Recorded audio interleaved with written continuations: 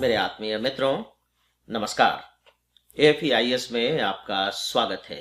Friends, इस video में मैं व्यक्तित्व के विकास विषय पर बात करने जा रहा हूं और रिपीट कर रहा हूं, व्यक्तित्व का विकास, यानी कि हम अपनी पर्सनालिटी को कैसे डेवलप करें। और आप सब जानते हैं कि पर्सनालिटी की कितनी इम्पोर्टेंस हमारे रोजमर्रा के जीवन में है, हमारी प्रोफेशनल लाइफ में है, बहुत अच्छे से जानते हैं। और खासकर सिविल सर्विस एग्जामिनेशन का जो थर्ड स्टेज, जो लास्ट स्टेज है, वो तो एक प्रकार से यूं कह लीजिए कि अब आप सफल होंगे या नहीं होंगे, इसका बहुत बड़ा दारोमदार केवल उस इंटरव्यू वाली स्टेज पर होता है, जहां पूरी तरह से आपकी पर्सनालिटी का परीक्षण किया जाता है। तो आइए इस पर कुछ बहुत ऐसे महत्वपूर्ण बातों को देखते हैं, जानते हैं, जो हम सबकी पर्सनालिटी को एनहांस करने में, बेटर बनाने में हम सबकी मदद कर सके। सबसे पहले तो हमें यह समझना होगा कि ये जो पर्सनालिटी है, इसका हिंदी शब्द बहुत प्यारा है और वह है व्यक्तित्व। देखिए, यह है व्यक्ति का तत्व, जिसे आप कह सकते हैं इसेंस ऑफ ए पर्सन। जब हम कहते हैं इसेंस ऑफ ए पर्सन, तो सीधी सी बात है कि इसेंस इनर वर्च्यू है, वो एक आंतरिक गुण है, बाहर दिखावटी कृत्रिम गुण नहीं। उदाहरण के तौर पर जब आप किसी से भी मिलते हैं या आपसे कोई मिलता है, तो हमारी मुलाकात बट नेचुरल है कि सबसे पहले आंखों के माध्यम से होती है। हम एक दूसरे को देखते हैं, जब हम मिलते हैं तो मिलने के बाद हम उस व्यक्ति के बारे में एक धारणा बना लेते हैं कि यह व्यक्ति ऐसा ऐसा होगा। लेकिन याद रखिए कि जो हमने अभी धारणा बनाई है, जो केवल आंखों के माध्यम से बनाई है, वो कभी भी सही नहीं होती। उदाहरण के तौर पर मैं आपको 3-4 पर्सनालिटीज के नाम बताता हूं। जैसे नारायण मूर्ति साहब, जैसे हमारे पूर्व राष्ट्रपति एपीजे अब्दुल कलाम साहब, जैसे सचिन तेंदुलकर साहब, और अगर हम वर्ल्ड लेवल पर लें तो आप अब्राहम लिंकन जी को भी शामिल कर सकते हैं, और यहां तक कि आप गांधी जी को भी शामिल कर सकते हैं। आप देखिए कि जब आप इनसे मिलते और नहीं मालूम है आपको कि ये कौन है, तो क्या इंप्रेशन इनको देखने के बाद आपके दिमाग पर पड़ता है, आप खुद विचार कीजिए। लेकिन जैसे ही आपको बताया जाएगा कि ये नारायण मूर्ति साहब हैं, जिन्होंने इन्फोसिस जैसी बड़ी कंपनी की स्थापना की है, ये सचिन तेंदुलकर साहब हैं जो भारत रत्न हैं, जिन्हें क्रिकेट का भगवान कहा जाता है, ये अब्राहम लिंकन है। सच पूछे तो अब्राहम लिंकन को तो एक तरीके से कुरूप ही कहा जाता है, जो आज इतिहास पुरुष बन चुके हैं। ये गांधी जी हैं, बताने की जरूरत नहीं है।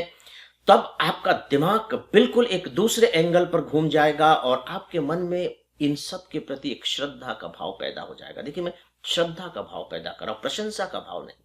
तो इससे सिद्ध होता है मित्रों, और बहुत ही क्लियरली और बहुत ही व्यावहारिक स्तर पर प्रूफ होता है कि जो पर्सनालिटी है, बेसिकली वो अट्रैक्शन नहीं है।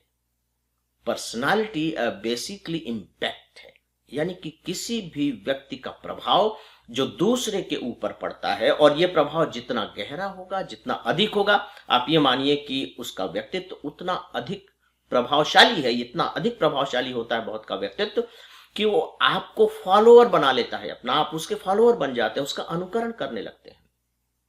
ये मेरा सौभाग्य रहा है कि 1988 से लेकर के 1997 तक मैं, जब डॉक्टर शंकर दयाल शर्मा जी उपराष्ट्रपति थे और राष्ट्रपति थे, उनके साथ रहा, उस समय मुझे दुनिया के बहुत बड़े बड़े महान लोगों से मिलने का मौका मिला।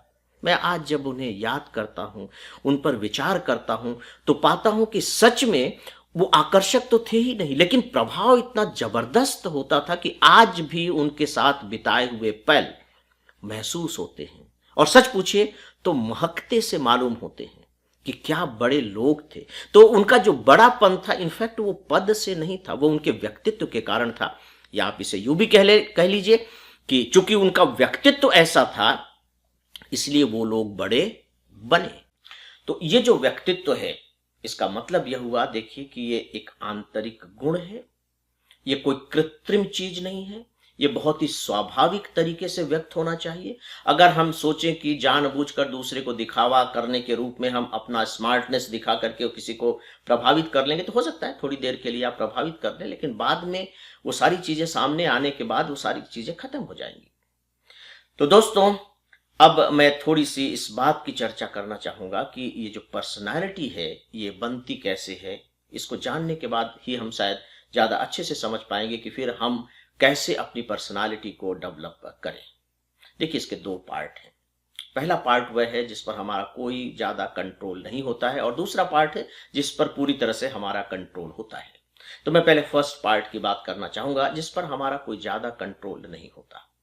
नो डाउट कि पर्सनालिटी के बहुत से भाग, बहुत से गुण हमें ऑटोमेटिक जीन्स से प्राप्त होते हैं, अपने पेरेंट्स से मिलते हैं, वंशानुगत मिलते हैं। जैसे किसी का कद काठी क्या है, रूप रंग क्या है, ये इस तरह की बहुत सारी चीजें उसे वंशानुगत अपने पेरेंट्स से मिल जाती हैं। अब उस पर आपका, हमारा किसी का कोई नियंत्रण नहीं है। इसके बाद फिर हमारा पालन पोषण होता है। पालन पोषण से फिर हमारे अंदर कुछ चीजें आनी शुरू हो जाती हैं। हमारा अपना जो परिवार है, हमारे अपने परिवार के संस्कार हमारे अंदर आने लगते हैं। हम परिवार से भाषा लेने लगते हैं, हम परिवार से शिष्टाचार और व्यवहार जैसी चीजें सीखने लगते हैं, और ये सब अनजाने में ही सीखते चले जाते हैं, कोई बैठा करके हमें सिखाता नहीं है। इसके बाद फिर हम स्कूल जाते हैं, हम कॉलेज जाते हैं, फिर पढ़ाई के वातावरण से फिर हमारे पर व्यक्तित्व का निर्माण होने लगता है। देखिए, जहाँ तक पढ़ाई का सवाल है, इस पर भी हमारा बहुत ज़्यादा नियंत्रण तो होता नहीं है। हम अपनी इच्छा जाहिर करते हैं, हम अपनी क्षमताएं प्रदर्शित करते हैं, फिर हमारे पेरेंट्स डिसीजन लेते हैं अपनी आर्थिक स्थितियों के अनुकूल, या जिस तरह का वो हमें जीवन देना चाहते हैं, तो उस पर भी हमारा नियंत्रण बहुत ज़्यादा नहीं होता, थोड़ा बहुत होता भी है। तो ये वे सारी चीजें हैं जिनसे हमारे आरंभिक व्यक्तित्व का निर्माण हो जाता है। और अब मैं आता हूं उस पार्ट पर जिस पर वास्तव में हमारा अपना नियंत्रण होता है, और ये जिस भाग की अब मैं चर्चा करने जा रहा हूं, इसका संबंध पूरी तरह से साइकोलॉजी से है, मनोविज्ञान से है। मित्रों, आप लोगों ने सबकॉन्शियस माइंड खूब सुना होगा, और आजकल इसकी खूब चर्चा होती है। मैं इसी को केंद्र में रख करके अब आपसे कुछ बातें करने जा रहा हूं। देखिए, जो हमारा पूरा का पूरा व्यक्तित्व, या कह लीजिए कि पूरा का पूरा जो हमारा कॉन्शियस है, हमारी जो चेतना है, ये तीन भागों में बटी हुई मानी जाती है। पहला इसका भाग कॉन्शियस का है, दूसरा भाग इसका सब कॉन्शियस का है जो सबसे अधिक पावरफुल होता है, और जो तीसरा और आखिरी भाग है वो अनकॉन्शियस का है। ये कह लीजिए कि एक कोई स्तंभ है, उसका जो टॉप का पोर्शन है, ये कोई पिलर है, पिलर का ऊपर का जो टॉप का हिस्सा है, उसे हम कहेंगे कॉन्शस। कॉन्शस मतलब एक चेतन मस्तिष्क। मैं अभी आपसे बात कर रहा हूं, आप मुझे सुन रहे हैं, ये सब कुछ कॉन्शस लेवल पर हो रहा है, सब कुछ कॉन्शस लेवल पर। इसके बाद आता है सब कॉन्शस। जो कुछ भी आप सुन रहे हैं, जो मैं बोल रहा हूं, जो कॉन्शस लेवल पर हो रहा है, आप जो भी सुनेंगे देखेंगे, वो धीरे धीरे आपके सब कॉन्शियस माइंड में उतरता चला जाएगा। कॉन्शियस माइंड पर अपना फिल्टर लगा हुआ है, वो उसमें काट छांट करेगा, सब कॉन्शियस माइंड को भेज देगा, यानी उस पिलर के बीच वाले हिस्से में भेज देगा। ये सबसे बड़ा हिस्सा होता है। और इसके बाद फिर से एक फिल्टर लगा हुआ है, यहां से फिर उसकी छंटनी होगी, और वो अनकॉन्शियस माइंड में चला जाएगा, और वहां वो चीजें पड़ी रहेंगी। ये कहा जाता है कि जो कुछ भी हमारे अंदर गया है वो लगभग लगभग पड़ा ही रहता है, नष्ट नहीं होता। ये बात अलग है कि हमें याद नहीं आती वो चीजें, तो हम यही समझते हैं कि वो चीजें खत्म हो गई। अब देखिए कि कौन सी चीजें अंदर जाती हैं और अंदर जाकर हमारे व्यक्तित्व का निर्माण करती है। 5 ज्ञानेंद्रियां मानी गई है। ज्ञानेंद्रियां यानी कि जिनसे हमें ज्ञान प्राप्त होता है। देखिए, यहाँ जो ज्ञान का संबंध है वो इंफॉर्मेशन से है, नॉलेज से नहीं। वो 5 ज्ञानेंद्रियां कौन सी हैं? आंख, जिससे हम देखते हैं, जो भी हम देखते हैं वो हमारे अंदर चला जाता है, और देखने के बाद ही हमें पता लगता है कि ये बिल्डिंग है, ये पेड़ है, ये पक्षी है, ये भी सूचना मिल रही है ना, ज्ञान मिल रहा है। नेत्र से हम देखते हैं, कान से हम सुनते हैं, अभी आप मुझे आंखों से देख रहे हैं और कान से सुन रहे हैं। इसके बाद नाक, जिससे हम सूंघते हैं, जिह्वा, जीभ, जिससे हम स्वाद लेते हैं, और हमारी त्वचा, जिससे हम स्पर्श करते हैं। अगर हम आग में हाथ डालते हैं तो हमें तुरंत समझ में आ जाता है कि नहीं, ये तो अग्नि है, ये तो आग है, फायर है, इसे छूना नहीं चाहिए। तो ये हमारी 5 ज्ञानेंद्रियां हैं जो लगातार काम करती रहती है, लगातार काम में लगी हुई है। अब जितनी भी चीजें 5 ज्ञानेंद्रियों से हमारे अंदर आ रही हैं, सबसे पहले कॉन्शियस माइंड में आ रही हैं, फिर वो सबकॉन्शियस माइंड में जा रही है, और फिर अनकॉन्शियस माइंड में चली जाती है। वहां जाकर के वो चुपचाप सुप्त अवस्था में पड़ी रहती है। अब आप देखिए कि होता क्या है इसमें। जो सबसे पावरफुल है वो है मित्रों सबकॉन्शियस माइंड। सबकॉन्शियस माइंड के बारे में हम नहीं जान रहे होते हैं, लेकिन वहां वही चीजें हैं जो हमने भेजी हुई हैं। तो हम काम तो कॉन्शियस माइंड पर करते हैं। जब हम किसी से मिलते हैं तो जो बातचीत कर रहे हैं बड़ा सोच समझ कर रहे हैं, अपने हिसाब से कर रहे हैं। लेकिन जो कराने का काम कर रहा है वो हमारा सबकॉन्शियस माइंड कर रहा है। यानी कि कॉन्शियस माइंड एक तरह से कठपुतली जैसा है और उसकी जो डोर है वो सबकॉन्शियस माइंड के हाथ में है।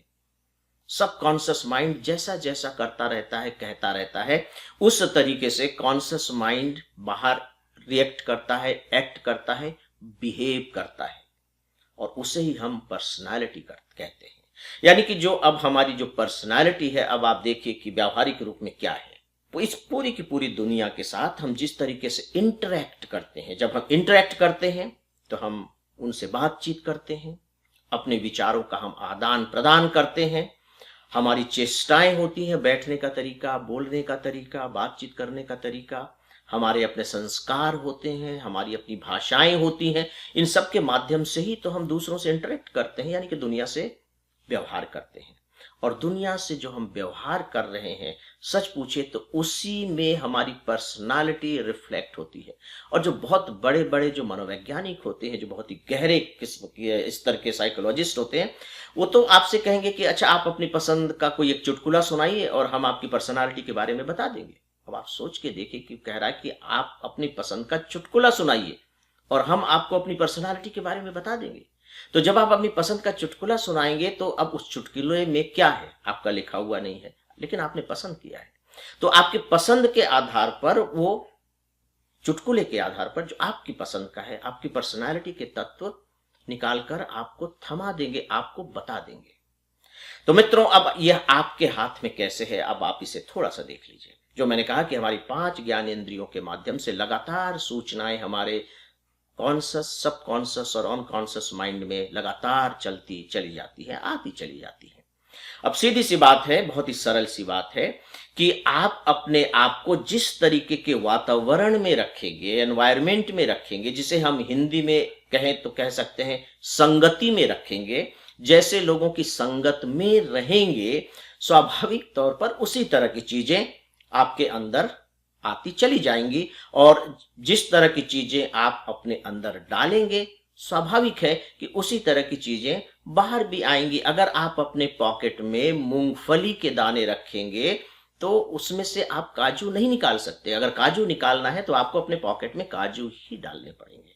तो यह आपके हाथ में है कि आप अपने आप को किस तरह की संगति में रखते हैं। फ्रेंड्स, आइए अब मैं कुछ बातें करता हूं कि हम किस तरीके से अपने व्यक्तित्व को बहुत अच्छा रूप दें। कुछ ऐसे उपायों के बारे में मैं अब आपसे चर्चा करने जा रहा हूं।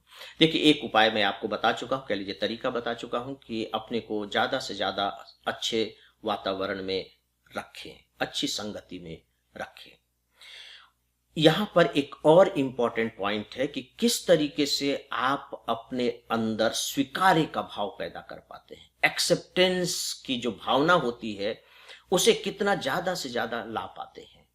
जब हम subconscious mind, conscious mind, unconscious mind की बात करते हैं फ्रेंड्स, तो वहीं पर एक तत्व आता है ईगो का। ईगो हिंदी में अहम कह लीजिए, सच पूछिए तो अब हिंदी में भी ईगो ही कहा जाने लगा है। ये जो ईगो है ये इनफैक्ट हमें किसी चीज को भी स्वीकार्य नहीं करने देता। वो रास्ते में अड़ जाता है, नहीं मैं ही सही हूं, नहीं आप गलत हैं, नहीं मैं आपकी बात नहीं मानूंगा, मैं तो सर्वश्रेष्ठ हूं। हमें वो सुपीरियरिटी कॉम्प्लेक्स से भर देता है। अगर आप इस ईगो को शांत करके और एक्सेप्टेंस के भाव को अपने अंदर ला पाए तो आप मान लीजिए कि आपने अपने अंदर के दरवाजे खोल दिए हैं, अच्छी चीजों को आने के दरवाजे खोल दिए हैं। अब आप कोई चीज अगर सुन रहे हैं तो आप अच्छे लिसनर बन सकते हैं। अगर आप कोई चीज पढ़ रहे हैं और ये आपको करना है, आपको अच्छी चीजें सुनना भी है, अच्छे लिसनर बनना है, आपको बहुत अच्छी चीजें पढ़नी भी हैं, बहुत अच्छी चीजें देखनी भी हैं, क्योंकि यही सारी चीजें हमारे अंदर जाने वाली हैं, यही सारी चीजें जाएंगी। तो ये तभी हो पाएगा जब हम पूरी सतर्कता के साथ, जिसे मैंने अवेयरनेस की कहा, और पूरी तरह से एक्सेप्टेंस के भाव के साथ, जिसे मैंने स्वीकार्य भाव कहा, और पूरे विजडम के साथ करेंगे। विजडम का मतलब है विवेक, यानी कि सही और गलत का निर्णय करने की क्षमता। जो गलत है उसे खारिज कीजिए और जो सही है उसे स्वीकार कीजिए। दोस्तों, इसी के साथ ही जो नेक्स्ट पॉइंट है वो यह है कि आप अपने आप को कितना अधिक एक्टिव रख पाते हैं। एक्टिव मेरे कहने का मतलब है कि ऐसा नहीं कि आप कमरे में बंद रहेंगे और सोचेंगे कि आपके व्यक्तित्व का विकास हो जाएगा। नहीं, आपको अपने को एक्टिव बनाना होगा, सोसाइटी में जाना होगा, लोगों से मिलना होगा, उनसे बातचीत करनी होगी, खुले रूप में बातचीत करनी होगी।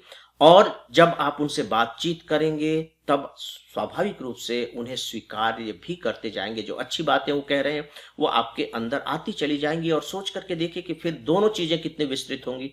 आपके नॉलेज का दायरा वो लगातार बढ़ेगा और आपके परिचय का दायरा वह भी लगातार बढ़ेगा। और जब आप लोगों से मिलेंगे तो आपको समझ में आएगा कि ये आदमी कैसा है, ये आदमी क्यों अच्छा लग रहा है, इसमें कौन से अच्छे गुण हैं। तो बट नेचुरल है कि आप उनके गुणों को ग्रहण करेंगे। लेकिन मैं कॉपी करने की बात नहीं कर रहा हूं कि आप उनकी बिल्कुल कॉपी ही करने लगी, चाहे वो आपका कितना भी बड़ा आदर्श क्यों ना हो, मॉडल क्यों ना हो। उनकी अच्छी चीजों को लीजिए और लेने के बाद उसे अपने सांचे में ढालिए, उन्हें कॉपी मत कीजिए। तो जब हम लोगों से मिलते हैं, अपने संकोच को तोड़ते हैं, तो हमारे व्यक्तित्व का विकास होता चला जाता है। मैंने संकोच को तोड़ने की बात इसलिए कही है कि खासकर जो रूरल बैकग्राउंड के लोग होते हैं, जो लोअर मिडिल क्लास या मिडिल क्लास के जो लोग होते हैं, उनमें संकोच का भाव बहुत होता है। उन्हें सामने चीजें अच्छी लग रही हैं, वो उनसे बात करना चाह रहे हैं, लेकिन वो संकोच के कारण नहीं जा पाएंगे। अब जब मैं संकोच की बात कर रहा हूं तो अचानक मुझे नौशाद साहब की याद आ गई। नौशाद साहब जो हमारे फिल्म इंडस्ट्री के महानतम संगीतकारों में से हैं, महानतम संगीतकार। खासकर मैं तो उनके म्यूजिक का इतना फैन हूं कि मैं बता नहीं सकता। और मैं अपने को सौभाग्यशाली मानता हूं कि मुझे उनसे मिलने का अवसर मिला, कई कई बार मिलने का अवसर मिला। उनके साथ पत्र लेखन भी हुआ करता था और सच मायने में मुझे वो एक सूफी संत जैसे मालूम पड़ते थे। उन्होंने एक बड़ी मजेदार बात मुझे बताई थी। उन्होंने कहा कि जब मैं मुंबई म्यूजिशियन बनने गया तब मैं जहां रहता था चाल में, तो उस सड़क के दूसरी तरफ थोड़ी ही दूर पर, लगभग 1-1.5 किलोमीटर की दूरी पर राज कपूर साहब का स्टूडियो हुआ करता था। उन्होंने कहा कि मेरा मन करता था मैं जाऊं राज कपूर साहब से बातें करूं कि मुझको आप एक मौका दें। उन्होंने कहा कि मैं संकोच के कारण उस सड़क को पार नहीं कर पाया और उसे पार करने में मुझे 1.25 साल लग गए, उस छोटी सी सड़क को पार करने में। और जब वो जाकर के मिले तो उन्हें मौका मिल गया। तो ये जो संकोच होता है मित्रों, हमारे जीवन को बहुत पीछे कर देता है। मैं बेशर्मी की बात नहीं कर रहा हूं, एक संस्कार युक्त बात होती है, संस्कार युक्त मिलन होता है, संस्कार पूर्ण तरीके से हम बातें करते हैं। तो संकोच अगर आप करेंगे तो आप मान करके चलिए कि आप अपने व्यक्तित्व को वहीं तक सीमित कर रहे हैं। और व्यक्तित्व सीमित नहीं रहेगा, बल्कि वहां से वो धीरे धीरे धीरे धीरे और अधिक सीमित होता चला जाता है। तो आपको संकोच को हर हाल में तोड़ने की कोशिश करनी चाहिए। मित्रों, ज्यादा से ज्यादा बाहर जाएं, जो प्रोग्राम होते हैं उनमें जाएं, जो उत्सव होते हैं उनमें जाएं, और कोशिश करें कि यदि अवसर मिल रहा है तो आप उनमें पार्टिसिपेट भी करें। और खासकर जब हम एजुकेशन ले रहे होते हैं, जब कॉलेज और स्कूल के स्टूडेंट रहते हैं, तब तो ऐसे बहुत से अवसर आते हैं कि हम उनमें भाग ले सकें। और वैसे भी शहरों में कार्यक्रम होते हैं, दूसरे और भी मौके मिलते हैं। हमें कोशिश करनी चाहिए कि हम उन अवसरों का फायदा उठाएं। इससे हमारे एक व्यक्तित्व में एक एक्टिवनेस आती है, एक डैशिंगनेस आती है, और सबसे बड़ी बात है कि अपना आत्मविश्वास भी बढ़ता चला जाता है। मित्रों, मैंने अभी आपको बाहर निकलने की बातें कही कि आप अपनी सीमा को तोड़कर बाहर निकलें। यहां मैं एक विशेष रूप से बात आपसे कहना चाहूंगा, और वह है कंफर्ट जोन से रिलेटेड। मेरी सबसे कंफर्ट जोन का मतलब आप समझ गए होंगे, एक ऐसी जगह जहां हम बड़े सुकून के साथ रह रहे हैं और हमें लगता है कि बस हम यहीं बने रहें, सब कुछ तो ठीक ठाक है। दोस्तों, कंफर्ट जोन के बारे में कहा जाता है कि ये बहुत सुकून देने वाली जगह होती है, बड़ी शानदार और सुंदर जगह भी होती है। लेकिन मुश्किल यह है, दुर्भाग्य यह है कि ये जगह ऐसी है जहां कुछ भी नया नहीं उगता, कुछ भी नहीं हो सकता। और ज्यादातर लोग अपने कंफर्ट जोन के विक्टिम बने होते हैं, उसके शिकार हो जाते हैं, उसे तोड़ करके बाहर नहीं जाना चाहते। अब देखिए, अगर मैंने अपने आप को एक कंफर्ट जोन में यानी कि सीमित क्षेत्र में बंद कर लिया है, तो स्वाभाविक है अब मेरे व्यक्तित्व का विकास हो कैसे सकता है। व्यक्तित्व के विकास का मतलब है मल्टी डायमेंशनल हूं मैं, बहुआयामी हूं। जो भी सिचुएशन दे दी जाए मैं उसे हैंडल कर सकता हूं, जो भी घटना हो मैं उसका विश्लेषण कर सकता हूं, जो भी व्यक्ति मुझसे मिल रहा है मैं उसे हैंडल कर सकता हूं, उससे बातचीत कर सकता हूं, उसे प्रभावित कर सकता हूं। तो आपके पास एक अनुभव का व्यापक संसार होना चाहिए ना। तो कंफर्ट जोन में रहते हुए आपको वह संसार तो हासिल नहीं हो सकता। इसी के साथ ही एक और भी बात है जिसे ज्यादातर लोग स्वीकार नहीं कर पाते, तिलमिला जाते हैं, और वह यह है कि क्या आप अपनी आलोचना सुनने को तैयार हैं? क्या कोई आपकी बुराई कर रहा है, सही बुराई कर रहा है, जबरदस्ती नहीं, तो क्या आप उसे बर्दाश्त कर सकेंगे?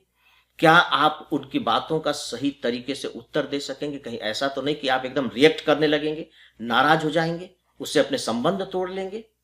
कबीर दास ने कहा है दोस्तों कि निंदक नियरे राखिए, कि जो हमारी निंदा करने वाला है, निंदा का मतलब आलोचना करने से, समीक्षा आप लगा लीजिए, उसे आप अपने पास रखिए, अपने पड़ोस में रखिए, क्योंकि वो बिना साबुन और पानी के ही आपके स्वभाव को निर्मल बना देता है, अच्छा बना देता है। क्योंकि वो आपको टोकेगा कि नहीं आप ऐसा मत कीजिए, आप ये गलत कर रहे हैं, और वहीं तो आप अपने आप को करेक्ट कर सकेंगे। अदरवाइज तो हम सब अपने आप को सही मानकर चलते ही रहते हैं। तो अपनी आलोचना करने वालों के प्रति हमेशा सद्भाव रखिए, और बल्कि उन्हें अपनी तरफ से मौका दीजिए, ताकि वो एक दरोगे की तरह आपकी पहरेदारी करते रहें और आपके व्यक्तित्व को गिरने से, सिमटने से, गड़बड़ाने से बचा सकें। व्यक्तित्व विकास के लिए मैं आपको एक बड़ा अच्छा उपाय बताने जा रहा हूं मित्रों। वो ये, आजकल इसकी खूब चर्चा भी होती है, कि आप लिस्ट बनाइए। लिस्ट इस बात की बनाइए कि आप अपने अंदर किन किन बातों की कमियां महसूस करते हैं, या यूं कह लीजिए कि कौन कौन सी बुराइयां महसूस करते हैं, कि मेरे अंदर ये बुराइयां हैं, और दूसरी तरफ ये कमियां हैं। बुराइयों को इसके बाद धीरे धीरे कोशिश करके दूर कीजिए, और जो कमियां हैं आपको लगता है कि नहीं ये कमियां दूर होनी चाहिए, इसकी जगह पर दूसरी चीजें आनी चाहिए, तो उन्हें लाने की कोशिश करें। यह भी बहुत काम करता है, लेकिन यह तभी होगा जब आप एक लिस्ट बना लेंगे और उसमें एक एक पर काम करना शुरू कर दें और टिक करना शुरू कर दें कि हाँ, इससे मुक्ति मिल गई है, ये चीज अब हमारे पास आ गई है। आप देखेंगे कि 6 महीने साल भर के अंदर आप एक डिफरेंट किस्म के पर्सन हो जाएंगे। एक ऐसा पर्सन जो खुद में ही अपने आप को बड़ा खुश महसूस कर रहा है, आप खुद ही अपने को फील करने लगेंगे। एक बात और है फ्रेंड्स यहाँ, और वो ये कि देखिए, जो भाषा होती है वो बहुत महत्वपूर्ण होती है। हम किसी के साथ भी जब इंटरेक्ट करते हैं, व्यवहार करते हैं, तो भाषा के माध्यम से करते हैं। तो हम सबको भाषा पर भी काम करना चाहिए कि हमारी भाषा अच्छी हो।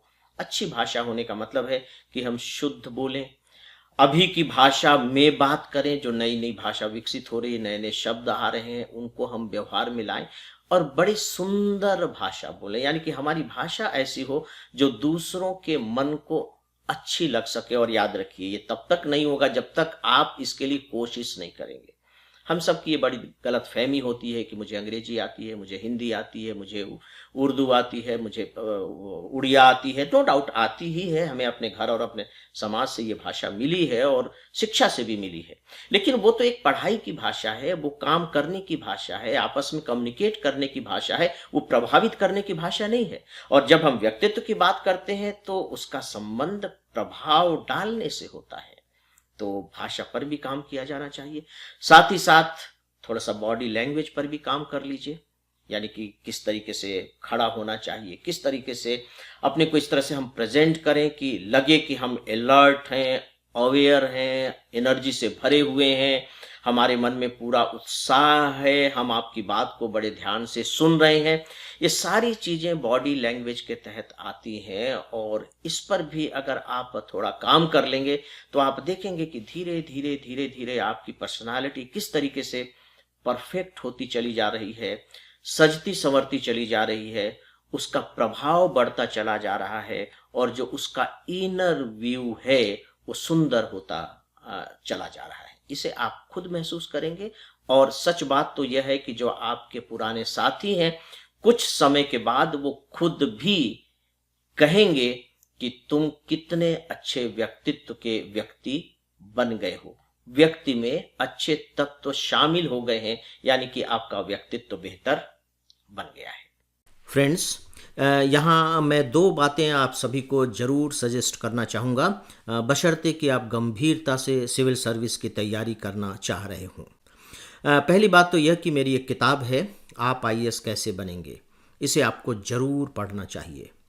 दूसरी बात यह कि हमारी एक वेबसाइट है afeias.com। इस पर सिविल सर्विस की तैयारी करने वालों के लिए बहुत सारा उपयोगी कंटेंट होता है जो पूरी तरह से फ्री है।